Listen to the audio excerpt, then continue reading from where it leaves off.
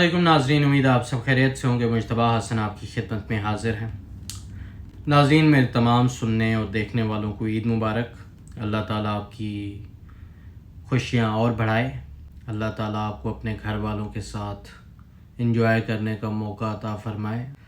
ये ईद जो घर में है, जो अपने वतन में है, अपने मुल्क में है, उनके लिए तो ये बहुत बड़ा दिन होता है।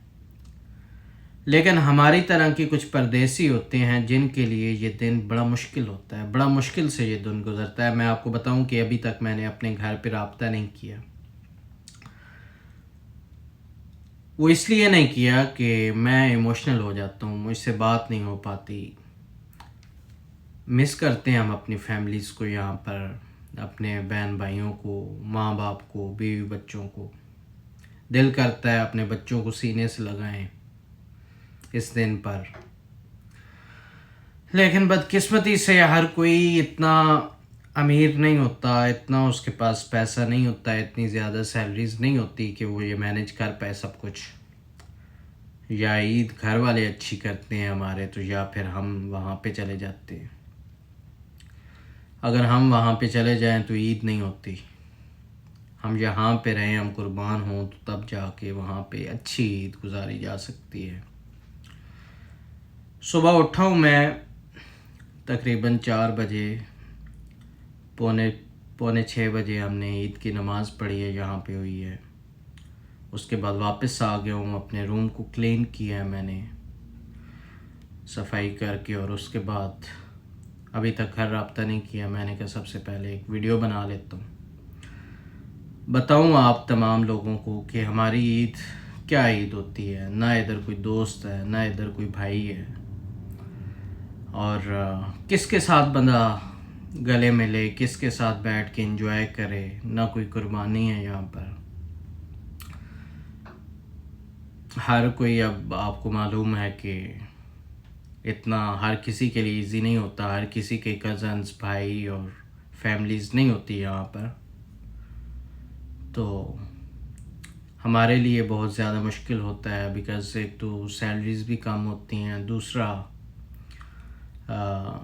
मेरा प्लान था इस दफ़ा जाने का ना पाकिस्तान ईद पे, कि ईद मैं घर पे करूँगा, लेकिन बदकिस्मती से नहीं कर पाया। एक्चुअली कुछ हमारे फाइनेंशियल इश्यूज़ भी होते हैं, देखने पड़ते हैं। सारे लोग समझते हैं कि जो बाहर होते हैं उनके लिए तो बड़ी आसानी होती है, उनके पास बहुत ज़्यादा पैसा होता है। ऐसा कुछ भी नहीं है, उतना ही होता है जितना आपके पास है। ज़रूरत वही होती है जो पाकिस्तान में रहकर पूरी हो जाती है। बाहर आकर लोगों के एडिशनल अखराजात बढ़ जाते हैं। एक पाकिस्तान में बैठा हुआ मज़दूर जो वहाँ पे मज़दूरी करके कमा रहा है, घर का ख़र्चा वो भी चला रहा है, चाहे जैसे भी। हमारा भी यही हाल है। हम वो अखराजात तो उठा रहे होते हैं और इजीली उठा रहे होते हैं, लेकिन हमारे कुछ ऐड हो जाते हैं। वो इस वजह से कि कुछ ज़्यादा मिलते हैं पैसे, लेकिन इतने भी ज़्यादा नहीं होते कि बंदा कहे कि अब अगर ज़्यादा होते तो आज हम भी अपने घर वालों के साथ, अपने बीवी बच्चों के साथ होते, उनके साथ ईद कर रहे होते। दिल करता है हमारा भी घर पे हों, ईद करें, एंजॉय करें, लेकिन नहीं कर पा रहे। क्या करें, मजबूरी है। तो यहाँ पर ईद की यही रूटीन होती है कि बस ईद की नमाज़ पढ़ी है, ब्रेकफास्ट किया है, उसके बाद आ गए हैं, लेटे हैं, व्हाट्सएप पे कॉल की है अपने घर वालों को, उनसे बात की है, दोस्तों से, बहन भाइयों से, बच्चों से, तो ख़त्म। हम वो लोग हैं जो ईद वाले दिन भी चिकन खाते हैं। हम क्या करें, 700 की तो जो है वो अकोमोडेशन है यहाँ पे। मैं आपको आज हालात बताऊंगा अपने यहाँ पे। 700 दिरहम की एक बेड स्पेस मिलती है यहाँ पर। कपड़े इस्त्री हुए हुए हम नहीं पहन सकते। इस्त्री यहाँ से मिल जाती है, ये नहीं कि यहाँ पे इस्त्रियाँ नहीं होती। ये मेरे आप देख रहे होंगे, बस नहा के तो पहन लिए। जिस बंदे ने 700 दिरहम जो है वो बेड स्पेस का देना है, 500 से 600 दिरहम जो है वो खाने का देना है, تو یہ اس کے لیے یہ چونچلے ہوتے ہیں، یہ پریس ہوئے ہوئے کپڑے پہننا، اور یہ شکر ہے ہمارے پاس کپڑے ہیں، ہم پہن رہے ہیں۔ یہ پچھلے سال میں گھر سے لایا تھا سوٹ، آج نکالا ہے، اور میں بڑا خوش ہوا ہوں قسم سے کہ یہ مجھے پورا آ گیا۔ تو اس طرح کے ہوتے ہیں معاملات، اتنا ایزی نہیں ہوتا یہاں پہ رہ کے اپنا جو ہے وہ مشکل ہو جاتا ہے۔ بہرحال اللہ تعالیٰ سب کے لیے آسانیاں پیدا فرمائے، ناشکری بھی نہیں کرنی چاہیے۔ یہ ہے کہ مسائل حل ہو رہے ہوتے ہیں، مسائل چل رہے ہوتے ہیں، اللہ تعالیٰ کا شکر ادا کرنا چاہیے۔ لیکن یار اپنا وطن اپنا ہی ہوتا ہے، اپنا گھر اپنا ہی ہوتا ہے۔ میں کہتا ہوں کہ اگر یہاں پر کسی شخص کو 1.5 لاکھ مل رہا ہے تو وہاں پہ 70-80 ہزار مل رہا ہے تو برابر ہے۔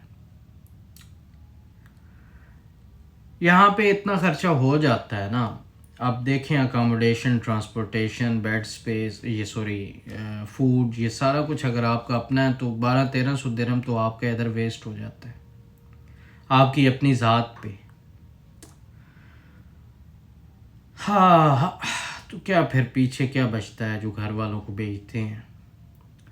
کئی ویڈیوز میں نے دیکھے ہیں جس میں لوگوں نے کہا ہے کہ پیچھے والے بڑے سکون سے رہتے ہیں، اور ایسا نہیں ہوتا، وہ بھی بیچارے جو ہے وہ اپنے بچوں کو جو ہے وہ مس کرتے ہیں، ان کا بھی دل ہوتا ہے کہ بچے آئیں اور مل کے عید کریں، ایسا کوئی بھی نہیں ہوتا۔ بچوں کا دل کرتا ہے کہ ہمارے والدین آئیں اور عید کریں مل کے، لیکن کیا کریں، ہم لوگوں نے پیچھے والوں کو جو ہے وہ ہم کہتے ہیں کہ وہ بڑے خوش رہتے ہیں، سب کے یہ حال ہوتا ہے۔ اللہ تعالیٰ سب کے رشتہ داروں کو، بہن بھائیوں کو ایک ساتھ جوڑے رکھے۔ اس طرح کے موقع ہوں تو پھر بندہ ذرا تھوڑا جو ہے نا وہ ایموشنل ہو جاتا ہے، بندہ فیل کرتا ہے کہ یار کیا زندگی ہے یار۔ بہرحال جو بھی ہے اللہ پاک کا شکر ہے، کرم ہے، جن لوگوں نے حج کیا اللہ تعالیٰ ان کا حج قبول فرمائے، اور جن کی خواہش ہے اللہ تعالیٰ ان کی خواہشات قبول فرمائے، جو حج کرنا چاہتے ہیں اللہ تعالیٰ کی ذات انہیں حج کی سعادت نصیب فرمائے۔ تو میرے لیے دعا کیجئے گا کہ اللہ تعالیٰ ہمارے لیے بھی آسانیاں پیدا فرمائے، سکون پیدا فرمائے۔ یہ تھا آج کا پیغام، پسند آئے تو پلیز لائک کیجئے گا، کومنٹس میں اپنی رائے ضرور دیجئے گا، اور بتائیے گا کون کہاں سے دیکھ رہا ہے۔ بہت شکریہ میرے بھائیوں۔ تو میرا پیغام ہے ایک اپنے تمام اوورسیز پاکستانیوں کے لیے جو میرے بھائی باہر موجود ہیں، کہ یار اگر ہم اس طرح کی قربانیاں دے رہے ہیں نا، اس طرح کی مشکلات کاٹ رہے ہیں، تو پھر ہمیں ان قربانیوں کا جو ہے وہ ریوارڈ بھی چاہیے ہوتا ہے۔ ایسے نہیں کہ آپ قربانی دے رہے ہو اور آپ کو کوئی ریوارڈ نہیں۔ ایک تو ریوارڈ وہ ہے اللہ تعالیٰ کی ذات آپ کو دیتی ہے، آپ رزق حلال کما رہے ہو تو وہ تو ہے ہی ہے، عبادت بھی ہے رزق حلال کمانا، لیکن یار کچھ نہ کچھ اپنے لیے بچا بھی لو۔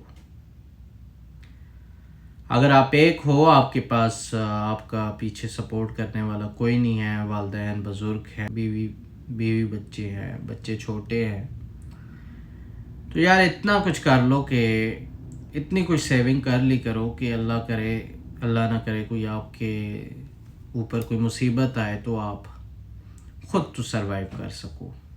میں نے بہت سے ایسے لوگ دیکھے ہیں ساری زندگی لوگوں کے علاج کرواتے رہتے ہیں، اپنی فیملیز کے، انہیں کھانا دیتے ہیں، سب کچھ ان کی ہر چیز انہیں پرووائڈ کرتے ہیں، لیکن جب اپنا ٹائم آتا ہے تو ان کے پاس کچھ بھی نہیں ہوتا۔